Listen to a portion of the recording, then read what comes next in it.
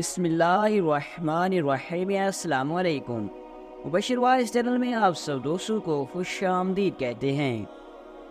سلطان صلاح الدین ایوبی نے جب یروشلم یعنی بیت المقدس کو فتح کیا تو اس وقت سلطان صلاح الدین ایوبی کے پاس فوج کے لشکر کی تعداد بہت کم ہو گئی تھی، اور سلطان نے یروشلم کو کسی جنگ کے نتیجے میں فتح نہیں کیا بلکہ جنگ کے اختتام پر ہونے والے معاہدے سے فتح کیا تھا۔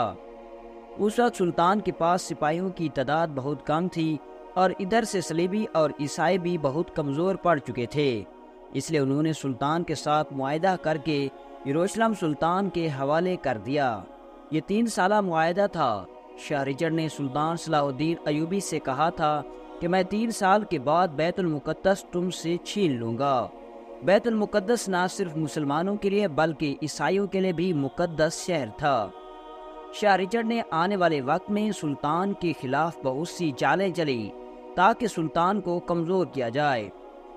جب سلطان بیت المقدس فتح کر کے واپس لوٹے تو آپ نے علی بن سفیان کو اپنے پاس بلایا اور کہا کہ کل صبح میرے دربار میں میری سلطنت کے بھیجے ہوئے جتنے بھی پیغام رساں آدمی ہیں ان کو اکٹھا کرو۔ علی بن سفیان نے کہا، حضور آخر اس کی کیا ضرورت پڑ گئی کہ تمام پیغام رساؤں کو اکٹھا کرنا پڑ رہا ہے؟ تو سلطان نے کہا کہ میں اپنی رعایا کے ہر ایک بندے تک ایک خاص پیغام پہنچانا چاہتا ہوں، جس کے لیے ہمیں ان پیغام رساؤں کی ضرورت پڑے گی۔ سلطان سے علی بن سفیان نے پوچھا، سلطان وہ آخر ایسا کون سا پیغام ہے؟ تو سلطان نے کہا کہ وقت آنے پر علی بن سفیان تم سب کچھ جان لو گے۔ سلطان صلاح الدین نے علی بن سفیان جو کہ اس کا خاص جاسوس تھا اور بلا کا عقل مند تھا، وہ سلطان کے قریب آنے والی ہر مصیبت کو دور سے پہلے جان لیتا۔ علی بن سفیان جاسوسی کرنے اور جاسوسوں کو پکڑنے کا ماہر تھا، اور عرب میں وہ اپنے نام کا لوہا بھی منوا چکا تھا۔ بڑے بڑے بادشاہ اس کی جاسوسی سے ڈرتے تھے، لیکن کوئی بھی شکل سے اس کو نہیں پہچانتا تھا۔ صرف نام ہی سے سن کر بڑے بڑے بادشاہ کانپ جاتے۔ جب صبح ہوئی تو تمام پیغام رساں دربار میں اکٹھے ہو گئے۔ سلطان صلاح الدین دربار میں تشریف لائے اور تمام پیغام رساں آدمیوں کو مخاطب کرتے ہوئے کہا کہ یہ میرا پیغام جا کر میری سلطنت کے ہر ایک گاؤں، شہر، ہر گلی، ہر محلے، حتیٰ کہ ایک آدمی تک پہنچا دو۔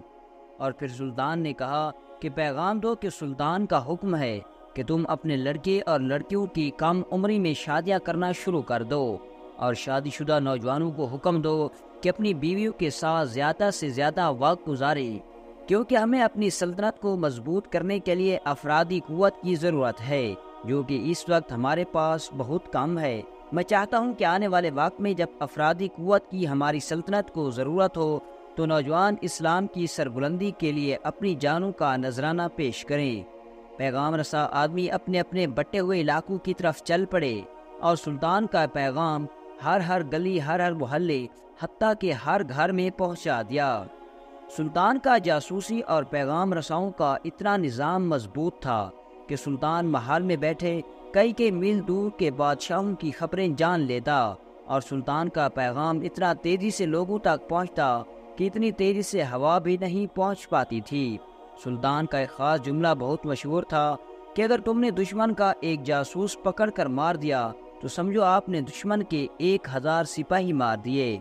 اور یہی وجہ تھی کہ سلطان نے اپنی زندگی میں بہت سی فتوحات حاصل کی۔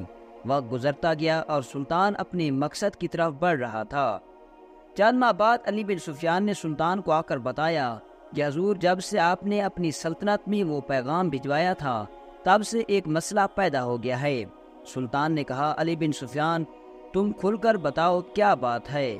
تو علی بن سفیان نے کہا، سلطان جب سے آپ نے پیغام دیا کہ اپنی لڑکیوں اور لڑکوں کو بالغ ہوتے ہی شادیاں کرنا شروع کر دو، اور شادی شدہ نوجوانوں کو حکم دیا تھا کہ اپنی بیویوں کے ساتھ زیادہ سے زیادہ وقت گزارو، تب سے جس بھی لڑکی کی شادی ہوتی ہے تو صبح کو سہاگ رات کی تمام باتیں جو ہوتا ہے پورے گاؤں میں، ہر محلے میں پھیل جاتی ہیں، اور یہ بات اتنا زیادہ عام ہو چکی ہے کہ اب ڈر سے لوگ اپنے بچوں کی شادی بھی نہیں کرتے، اور جو نوجوان شادی شدہ ہوتے ہیں وہ اس ڈر سے اپنی بیویوں کے قریب بھی نہیں جاتے، کیونکہ ان کی ساری باتیں اور ہونے والی ساری حرکات صبح لوگوں کو پتہ چل جاتی ہیں، اور لوگ شرمندگی سے آپ کے حکم پر عمل کرنے سے قاصر ہیں۔ یہ سن کر سلطان سمجھ گیا کہ یہ بادشاہ شاہ رچرڈ کی چال ہے، کیونکہ وہ سلطان کو ہر طریقے سے کمزور کرنے میں لگا ہوا تھا۔ سلطان نے اپنے جاسوسوں کو حکم دیا اور کہا کہ جاؤ اور سلطنت میں معلوم کرو کہ آخر ایسا کیوں اور کیسے ہو رہا ہے۔ دشمن چاہتا ہے کہ ہم افرادی قوت سے محروم رہیں۔ جاسوسوں نے اپنے طریقے سے ہر کوشش کی، لیکن وہ ناکام رہے۔ کہ آخر ایسی کیا وجہ ہے، کہ آخر ایسا کیا ہوتا ہے کہ صبح تمام سہاگرات کی باتیں پورے گاؤں میں پھیل جاتی ہیں۔ وہ جاسوس سلطان کی خدمت میں حاضر ہوئے اور سارا ماجرا سنایا تو سلطان نے کہا کہ کسی بھی گاؤں میں ایک لڑکی کی شادی کراؤ اور اس کے دلہے کو کہہ دو کہ شادی کی رات وہ اس کمرے میں نہیں جائے گا، بلکہ سلطان صلاح الدین ایوبی بھیس بدل کر اس کمرے میں جائے گا اور اس راز کا پتہ لگائے گا کہ آخر اس رات کمرے میں ایسا کیا ہوتا ہے، ایسا کون سا جاسوس چھپا ہوا ہے جو صبح ساری باتیں پھیلا دیتا ہے۔ یہ سن کر لوگوں کی حیرت نہ ہوئی، کیونکہ سلطان کسی دوسرے کی دلہن کے ساتھ رات گزارے گا، کیونکہ وہ سلطان کے کردار کو جانتے تھے۔ اس لیے علی بن سفیان ایک گاؤں میں جا کر ایک لڑکی لڑکے کی شادی کروائی اور رات کے وقت سلطان صلاح الدین ایوبی بھیس بدل کر دلہے کی جگہ خود کمرے میں چلا گیا۔ جیسے ہی آدھی رات کا وقت ہوا تو سلطان منصوبہ کے مطابق بستر کے قریب گیا تو اچانک سلطان بستر سے نیچے اتر کر زمین پر لیٹ گیا، اور لیٹتے لیٹتے سلطان بستر کے نیچے گھس گیا، اور تھوڑی دیر بعد ایک آدمی کی ٹانگوں سے پکڑ کر گھسیٹتا ہوا چارپائی کے نیچے سے باہر نکال لیا، اور اپنی نیام سے تلوار نکالی اور اس کی گردن پر رکھ کر کہا، بتاؤ تمہیں یہ سب کام کرنے کے لیے کس نے بھیجا ہے؟ اور سلطان نے سچ بتانے پر اس کی جان بخشی کا وعدہ کیا تھا۔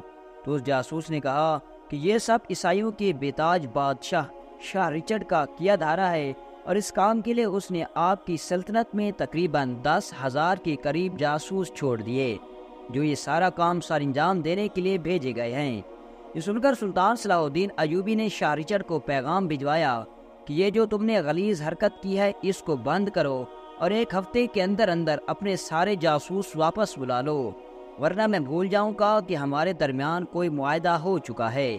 یہ پیغام سن کر شاہ رچرڈ بھی جان چکا تھا کہ اب سلطان صلاح الدین کو روکنا ناممکن ہوگا، اس لیے اس نے 1 ہفتے کے اندر اندر اپنے تمام جاسوس واپس بلا لیے، اور اسی طرح سلطان نے اتنی بڑی مشکل کا سامنا عقل مندی سے کر دیا اور دشمن کو بھی خاک چٹا دی۔